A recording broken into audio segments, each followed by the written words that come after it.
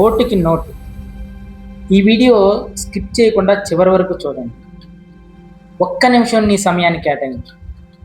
ఈ ఒక్క నిమిషం నీ జీవితాన్ని మార్చకపోవచ్చు, కానీ నీ ఆలోచన మాత్రం ఖచ్చితంగా మారుస్తుంది. నువ్వు అమ్ముకుంటున్నది ఓటు కాదు, నీ భవిష్యత్తు.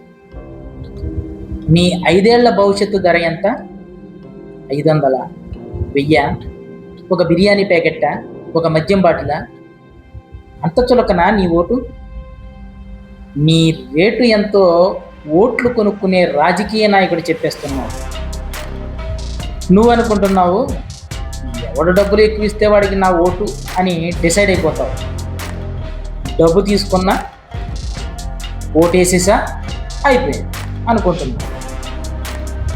అప్పుడే మొదలవుతుంది నీ పిల్లల భవిష్యత్తు అమ్మకం, నీ గ్రామాభివృద్ధి అమ్మకం, నీ రాష్ట్రం అభివృద్ధి అమ్మకం, నీ దేశ భవిష్యత్తు అమ్మకం.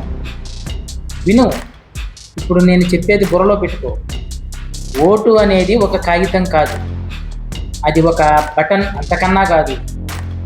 ఒక ప్రభుత్వాన్ని తయారు చేసే శక్తి, ఒక దేశ భవిష్యత్తును మార్చే శక్తి, ఒక పేదవాడిని గౌరవంగా బ్రతికించే శక్తి. ఎన్నికలు వస్తాయి, డబ్బు వస్తుంది, మద్యం వస్తుంది, బహుమతులు వస్తాయి. ఎందుకో తెలుసా? నీ ఓటు విలువ వాళ్లకు తెలుసు కాబట్టి. కానీ దాని విలువ నీకే తెలియడం లేదు. ఒక్కసారి ఆలోచించు. ఎన్నికల్లో 100 కోట్లు ఖర్చు చేసిన నాయకుడు గెలిచిన తర్వాత ప్రజలకు సేవ చేద్దాం అని అనుకుంటాడా? లేదు కదా. నేను పెట్టిన డబ్బు వడ్డీతో సహా ఎలా తిరిగి తెచ్చుకోవాలి అని ఆలోచిస్తాడు. అక్కడే మొదలవుతుంది కమిషన్లు, అవినీతి, ప్రజాధనం దుర్వినియోగం. ఓటేసిన నిన్నే పట్టించుకోడు. ఆ తర్వాత సరైన రోడ్లు ఉండవు, డ్రైనేజీలు ఉండవు, ప్రభుత్వ ఆసుపత్రుల్లో మందులు ఉండవు, ప్రభుత్వ పాఠశాలలో వసతులు ఉండవు, యువకులకు ఉద్యోగాలు ఉండవు, రైతు అప్పుల్లో కూరుకుపోతాడు. సామాన్యుడి దగ్గర పన్నులు మాత్రం పర్ఫెక్ట్గా వసూలు చేస్తారు. మరి నష్టం ఎవరికి? మనకి. తర్వాత నువ్వేం చేస్తావు?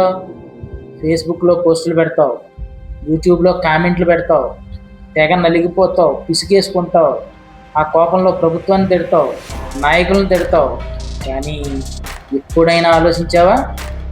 నా ఓటును నేను బాధ్యతగా ఉపయోగించానా అని ప్రశ్నించుకున్నావా? భారత రాజ్యాంగ నిర్మాత డాక్టర్ బాబాసాహెబ్ అంబేద్కర్ ఏం చెప్పారో తెలుసా? ప్రజాస్వామ్యం విజయవంతం కావాలంటే ప్రజలు చైతన్యవంతులై తమ హక్కులను బాధ్యతతో వినియోగించుకోవాలని చెప్పారు. కానీ మనమే మన హక్కును మన చేతులతో డబ్బుకు తాకట్టు పెడుతున్నాం. నేను చెప్పేది విను, ఇప్పుడే విను. రాజులా గౌరవంగా బ్రతుకుతావా, లేక డబ్బుకు అమ్ముడుపోయి బానిసలా బ్రతుకుతావా? నిర్ణయం నీదే, నీ చేతిలో ఉన్నది. నీ చేతిలో ఉన్న ఓటే. తుపాకీ ఒక మనిషిని మాత్రమే చంపుతుంది, కానీ అమ్ముకున్న ఓటు ఒక తరం అవకాశాలను చంపేస్తుంది.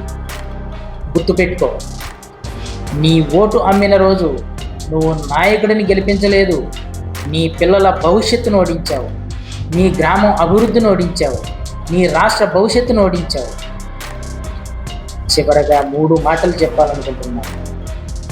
మొదటిది, నీ ఓటుని ఎప్పుడూ అమ్ముకో. రెండవది, కులం చూసి, మతం చూసి, డబ్బు చూసి ఓటేయి.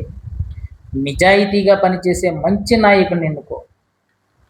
ఇక మూడవది, ఈ మాటలు విన్న తర్వాత నీలో మార్పు వచ్చిందంటే లైక్ చేయి, షేర్ చేయి, సబ్స్క్రైబ్ చేయి.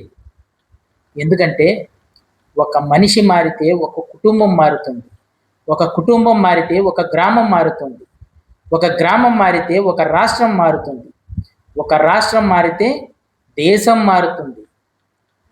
డబ్బు ఇచ్చిన వాడిని ఎన్నుకోకు, నీ భవిష్యత్తును నిర్మించేవాడిని ఎన్నుకో. ఓటును అమ్ముకోకు, మంచి నాయకుడిని ఎన్నుకో. ప్రజాస్వామ్యాన్ని బలపరచు. నేను ఏ పార్టీ కోసం చెప్పడం లేదు, ఒకే ఒక్క విషయం చెప్తున్నాను. మీ ఓటు అమ్ముకోకండి. డబ్బు కాదు, మంచి నాయకుడిని ఎన్నుకోండి. మీరు నాతో ఏకీభవిస్తే కామెంట్‌లో ఒక్క మాట రాయండి. నా ఓటు ఎప్పటికీ అమ్ముకోను అని రాయండి. ధన్యవాదాలు.